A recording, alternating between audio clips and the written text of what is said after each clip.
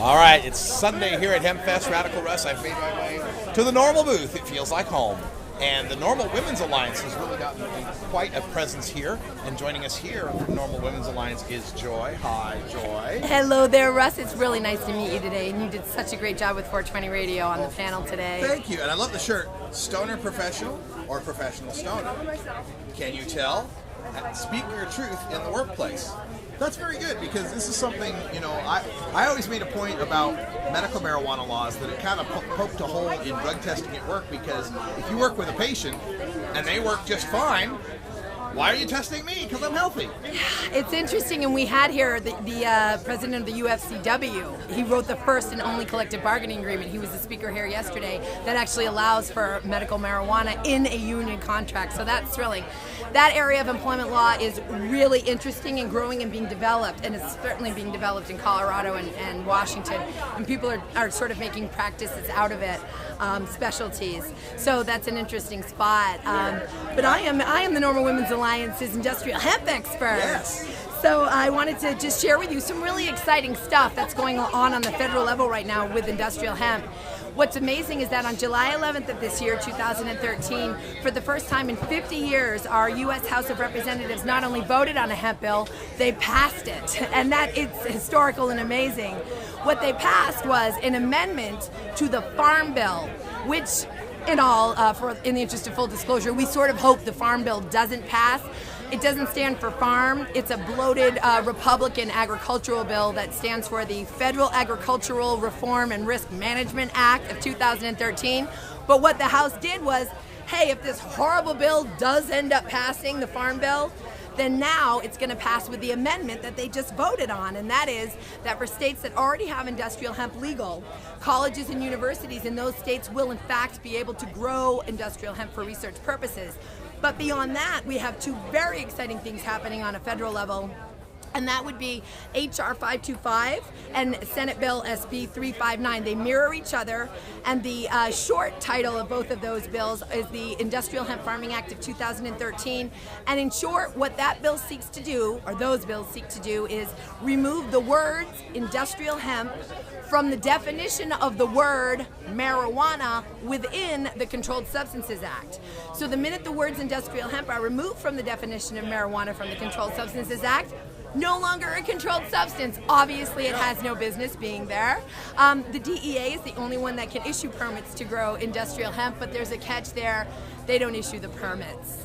So the fact that that's happening is huge, and our own Washington Representative Jim McDermott from my own legislative district is one of the 17 co-sponsors out of all of those hundreds of representatives. He's one of the 17 co-sponsors of H.R. 525, so we're very proud of Jim McDermott.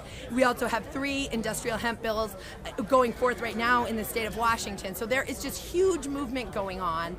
So folks, we're moving forward on every front of cannabis sativa L, both cultivars, marijuana, and industrial hemp. Awesome. Yes, yes. And I know that recently there's been a couple of states that have amended their state hemp law, because previous hemp laws were, well, as soon as the DEA gives you a permit, go right ahead. Yep. And I think it was Maine that changed theirs, or maybe it was Vermont. I'm not sure. It was probably Vermont. Right. And so this bill that's going through will affect both the states, right? The ones that say you have to have a permit, and of course the ones that say you don't have to have a permit. Yes, well, and we get back to that same old.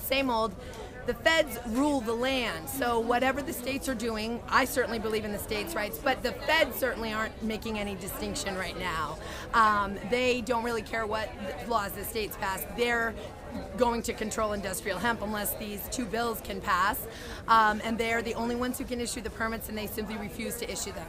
Yeah. The only legal industrial hemp grow that we've had in this country since the last legal grow in 1958, post-war efforts, Hemp for Victory, was between 1999 and 2003, and that was the Hawaii Industrial Hemp Research Project.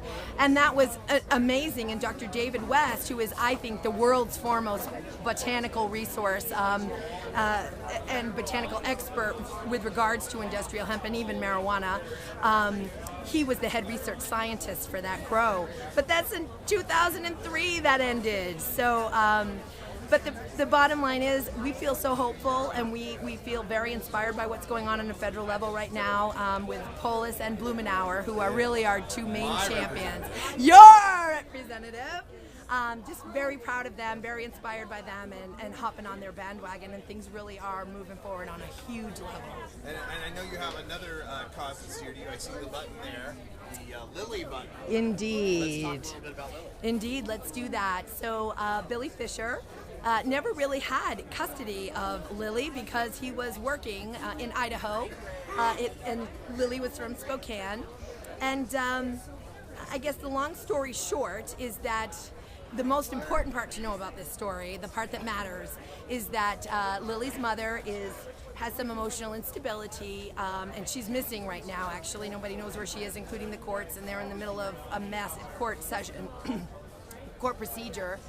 But he has degenerative disc disease, and he treats his degenerative disc disease with medical marijuana. And the state of Washington has decided that the foster system would be a more appropriate place for his daughter Lily because he treats his degenerative disc disease with medical marijuana. He's a responsible, hardworking, intelligent young man. I've never seen such a loving, caring father. And Lily is most definitely not in better hands being in the foster system. Child Protective Services has absolutely stomped all over his rights, is putting him through a litany of legal hell and hoops that there's absolutely no need for him to jump from. He could actually be a role model for many other dads. So we are very much hoping for some court justice. Of course, he's socioeconomically deprived, so he's depending on public defenders, and one after another they continue to just fail and be overburdened in their workload. And I know public defenders and public prosecutors work very difficult and long hours, but he's not getting the legal help that he needs. So he and Sarah Frank, who is Moms for Marijuana for this state, that's also his girlfriend, Sarah Frank, they are turning into their own paralegals, and they do legal research, and they get information from, through blood, sweat, and tears and hard work, and they fight for their rights on a grassroots level, and they're doing an amazing job bringing awareness to Child Protective Services and just the unjust and really, truly, I don't want to say evil, I hate to use those kinds of words, but what I can say is it's an unlawful organization, CPS, stomping on legal rights and patients' rights. Yeah, we're going to focus on that a whole lot more. I've got an assignment for Alternate to write about.